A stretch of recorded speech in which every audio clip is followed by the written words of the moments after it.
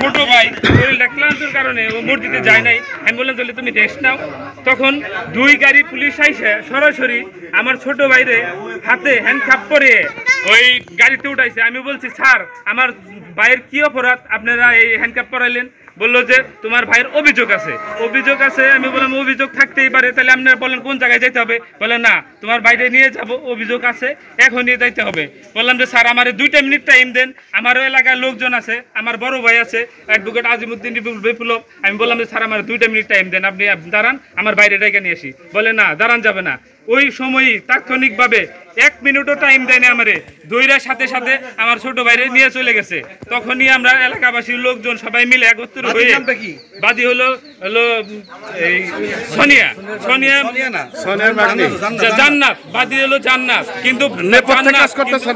কিন্তু এটার মূল হুদা যে সে মূল হুদার নাম হলো সোনিয়া, যে এই কাজগুলা সম্পূর্ণ পরিচালনা করতে। আরেকবার বলেন নাম কি? বাদী হলো জান্নাত, কিন্তু এনার মূল হুদা হলো সোনিয়া।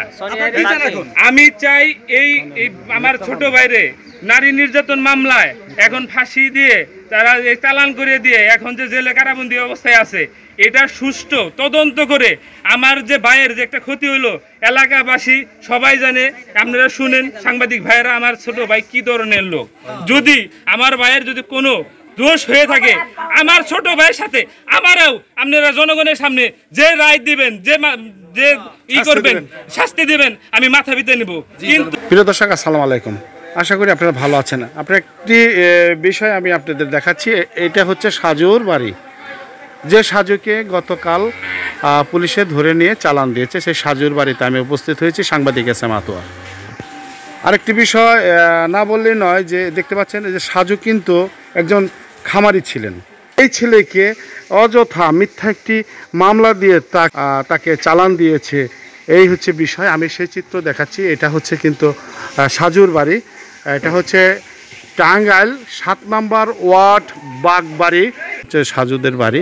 সেই সাজুদের বাড়ি দেখতে পাচ্ছেন যে আশেপাশের যে প্রতিবেশীরাও কিন্তু ওকে ধরে নিয়ে যাওয়ার পরে কিন্তু তারা খুব কষ্ট পাচ্ছে এবং মর্মাহত যে একটি নিরপরাধ ছেলেকে এই অযথা একটি মিথ্যে মামলায় তাকে ধরে নিয়ে গিয়েছে, এই হচ্ছে বিষয়। আমি সেই চিত্রে কিন্তু দেখাচ্ছি এবং সাজুদের বাড়িতে কিন্তু একটি বিষয়ে আশেপাশের এবং বাড়ির সদস্যরা কিন্তু মর্মাহত।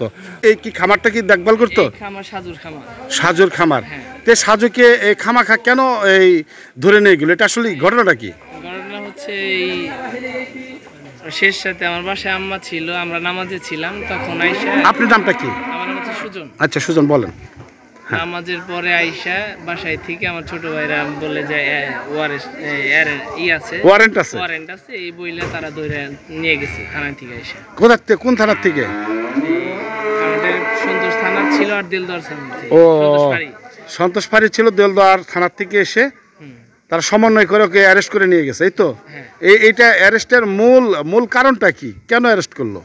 মূল কারণ হচ্ছে ওই যে সোনিয়া নামের এক মেয়েকে আমার ছোট ভাই অস্ট্রেলিয়া যাওয়ার জন্য প্রায় 20 লক্ষ টাকার মতো দিছিল। হ্যাঁ, কিন্তু সে বিদেশ পাঠায় না, কিছু করে না, প্রায় 7-8 বছর ধরে। তারপরে সোনিয়ার নামে একটা মামলা দায়ের করছিল আমার ছোট ভাই। ওই মামলায় সোনিয়ার ওয়ারেন্ট হয়েছে মির্জাপুর থানায়।